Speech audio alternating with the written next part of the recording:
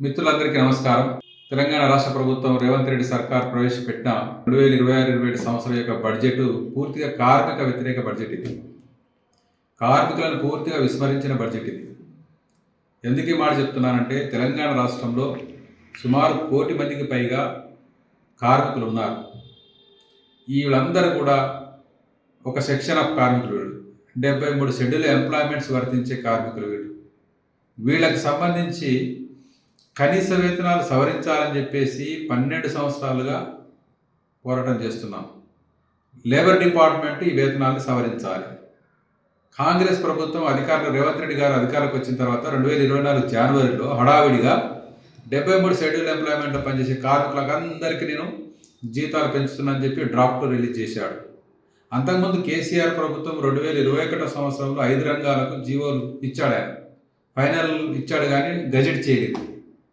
ఆయన ఇచ్చిన కనీస వేతనం 18,019 రూపాయలు కేసీఆర్ ప్రభుత్వం ఫైనల్ నోటిఫికేషన్ ఇస్తే అది గజెట్ చేయకుండా పెండింగ్లో పెడితే హైకోర్టులో కేసు నడిస్తే దాన్ని అమలు చేయమని చెప్పేసి కోర్టు చెప్తే రేవంత్ రెడ్డి సర్కార్ వచ్చిన తర్వాత దాన్ని అమలు చేయకుండా ఇప్పుడు 2024లో 18,000ని 12,000కి తగ్గించి డ్రాఫ్ట్ ఇచ్చాడు. పోనీ ఆ 12,000కి ఇంకా ఫైనల్ నోటిఫికేషన్లో 2,000, 3,000, 4,000, 5,000 కలిపి ఆ 18,000 చేస్తానటువంటి ఆలోచనతో ఎదురు చూస్తున్నారు వర్కర్స్ అంతా. ఈ రోజు వరకు 2024 పోయింది, 25 పోయింది, ఇప్పుడు 26 వచ్చింది. 2 సంవత్సరాల 2 నెలలు అయిపోయింది. ఆ డ్రాఫ్ట్ అట్లాగే పెట్టేశాడు. కనీస వేతనం సవరణ చేయలేదు. ఇవన్నీ జీతాలన్నీ పెట్టుబడిదారులు యజమానులు ఇస్తారు. మీరు ఇచ్చేదే లేదు. గవర్నమెంట్ జేబుకెళ్ళి ఇచ్చేదేం లేదు. గవర్నమెంట్ డిసిషన్ తీసుకుంటే చాలు. మీరు ఎందుకు ఈ అసెంబ్లీ సమావేశాల సందర్భంగా ఈ బడ్జెట్ సమావేశాల ప్రస్తావన చేసి దాన్ని క్లియర్ చేయడం లేదు అంటే రేవంత్ రెడ్డి సర్కార్ కూడా పెట్టుబడిదారుల ప్రయోజనాలు తప్ప కార్మికుల ప్రయోజనాలు కాదు. కార్మికుల శ్రమను దోసుకుంటున్నారు. 10,000కు, 12,000కు, 11,000కు 12 గంటలు పని చేయించుకుంటున్నారు ప్రైవేట్ యజమానులు. పెరిగిన ధరలకు అనుగుణంగా మీరు ఎందుకు జీతాలు పెంచట్లేదు? చాలా ఘనంగా చెప్తున్నారు.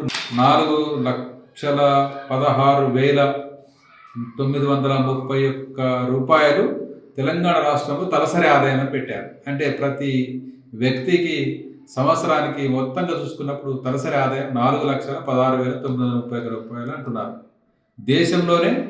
దేశవ్యాప్తంగా తలసరి ఆదాయం కన్నా రెట్టింపు అని చెప్పారు. ఇప్పుడు మరి మీరు అక్కడ ఉన్నటువంటి బడా పెట్టుబడిదారులు, ఐటీ కంపెనీలు, కార్పొరేట్ కంపెనీలు, లేకపోతే ఫార్మా కంపెనీల యజమానులు, లేకపోతే రియల్ ఎస్టేట్ వ్యాపారస్తులు, రకరకాల సంస్థల యొక్క ఆస్తులన్నీ కలిపి పేద కార్మికుడి నుంచి అందరి ఆస్తులు కలిపి కుప్పబోసి దాన్ని విడగొట్టి జనాభాతోన మీరు 4 లక్షల రూపాయలు సంపాదించుకుంటున్నారని చెప్పేసి చెప్తా ఉన్నారు.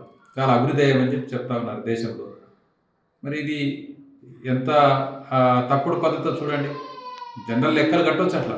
కానీ నేను తలసరి ఆదాయం అయితే మా కంపెనీలో పనిచేసే కాంట్రాక్ట్ లేబర్కు కనీస వేతనం 11,560 రూపాయలు ఇస్తున్నారు. 11,745 రూపాయలు ఇస్తున్నారు కాంట్రాక్ట్ లేబర్కు జీవో నెంబర్ 11 ప్రకారం. ఈ 11,000 రూపాయలు ఇంటూ 12 నెలలు కలిపితే ఎంత అవుతుంది? 1,10,000 కూడా కాదు. మొత్తం సంవత్సరం అంతా కూడా ఒక కార్మికుడి కుటుంబం 1,00,000 రూపాయలు నెలకు 11-12,000 రూపాయలతో బతుకుతున్నారు తెలంగాణ రాష్ట్రంలో. ఇదే కాదు, మొత్తం మీరు మధ్యాహ్న భోజనం కార్మికులకు పెంచలే, 3,000 రూపాయలతో బతుకుతున్నారు. మెడికల్ డిపార్ట్మెంట్లో కాంట్రాక్ట్ లేబరు 11,000తో బతుకుతూ ఉన్నారు. గ్రామ పంచాయతీ కార్మికుడు 9,500తో బతుకుతూ ఉన్నారు. మున్సిపల్ కార్మికుడు 11,000, 12,000, 13,000తో బతుకుతున్నారు. ఇండస్ట్రియల్ వర్కర్స్ అయితే అసలు చాలా రకాలుగా మైగ్రెంట్ వర్కర్స్ ఇంకా తక్కువ ఇస్తున్న పరిస్థితి చూస్తున్నాం. అంగన్వాడీ ఆయాలకు 7,000, 8,000 ఇస్తున్నారు. హెల్పర్లకు 13,500 కూడా సరిగ్గా ఇవ్వట్లేదు. ఈ రకంగా చెప్పుకుంటూ పోతే మొత్తం స్కీమ్ వరకు ఈరోజు ఫీల్డ్ అసిస్టెంట్ గ్రామీణ ఉపాధి హామీ గురించి గొప్పగా చెప్తున్నారు. మీరు మహాత్మా గాంధీ తీసేస్తున్నాడు, పేరు తీసి మరి మీరు ఇక్కడ ఫీల్డ్ అసిస్టెంట్ సుమారు 7-8 వేల మంది ఎందుకు 10,000తోనే ఎందుకు జీతాలు పెంచలేదు? వాళ్ళకు ఫీల్డ్ అసిస్టెంట్ జీతాలు పెంచరు. ప్రైవేట్ ఇంజనీరింగ్ కాలేజీల వాళ్ళకు ఒక జీవో ఇవ్వరు. ప్రైవేట్ ఇండస్ట్రీ వాళ్ళకు జీవో ఇవ్వరు. ఏ రకంగా చూసినా కూడా మొత్తం కార్మిక వర్గానికి ఒక మొండి చేయి చూపించినటువంటి బడ్జెట్ ఇదని చెప్పి సందర్భంగా చెప్పదలుచుకున్నాం. మొత్తం కార్మిక సంక్షేమం పేరిట మీరు ఇచ్చేటువంటి కేటాయింపులన్నీ చూస్తూ ఉంటే కూడా 995 కోట్లు అని చెప్పారు. దీంట్లో అన్ని జీతభత్యాలు, మెయింటెనెన్స్ అవి ఇవే ఉంటాయి. కార్మికులకు వచ్చేది ఏమి లేదు. రెండవది పరిశ్రమల శాఖకు 3,490 కోట్లు కేటాయించారు. పరిశ్రమలకు యజమానులకు ప్రయోజనం కలిగిన భూములు కొనడం, డెవలప్ చేయడం, వాళ్ళకి రాయితీలు ఇవ్వడం, వాళ్ళకి అన్నిటికి సంబంధించింది. రెండవది ఈరోజు మొత్తం భవన నిర్మాణ కార్మిక సంఘం వెల్ఫేర్ బోర్డులో మీరు చెప్పిన లెక్క ప్రకారం చూస్తూ ఉంటే అసలు కార్మిక సంక్షేమం కనబడతలేదు. 1,03,000 మందికి నమోదు చేసుకున్నారు. 55,594 మందికి డబ్బులు ఇచ్చాము, 276 కోట్లు ఇచ్చామని అంటున్నారు. కొన్ని వందల కోట్ల రూపాయలు అక్కడ ఉన్నాయి. మీరు పంచింది సంవత్సరంలో 276 కోట్లు. దాన్ని కూడా డైవర్షన్ చేస్తూ ఉన్నారు. ఒక ఆటో కార్మికులకు సంబంధించినటువంటి వెల్ఫేర్ బోర్డు లేదు, హమాలీలకు వెల్ఫేర్ బోర్డు లేదు. కాబట్టి ఏ రకంగా చూసినా కార్మిక వర్గానికి సంబంధించినటువంటి లేదు. ఈవెన్ అంగన్వాడీలు అడుగుతున్నట్టుగా రిటైర్మెంట్ బెనిఫిట్స్ పెంచాలని చెప్పి అడుగుతూ ఉంటే గ్రాట్యుటీ ప్రస్తావన లేదు. ఆశా వర్కర్లు ఈరోజు పోరాటాలు చేస్తున్నారు. 26,000 మంది ఉద్యమాల్లో ఉన్నారు.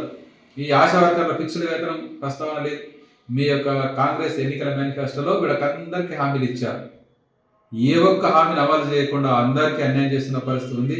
కాబట్టి ఇది కార్మిక సంక్షేమ బడ్జెట్ కాదు, ఇది పెట్టుబడిదారుల సంక్షేమ బడ్జెట్, వ్యాపారుల సంక్షేమ బడ్జెట్, ఇది కార్మిక వ్యతిరేక బడ్జెట్ అనే సందర్భంగా, ఉద్యోగుల వ్యతిరేక బడ్జెట్ అనే సందర్భంగా నేను చెప్పదలుచుకున్నాను.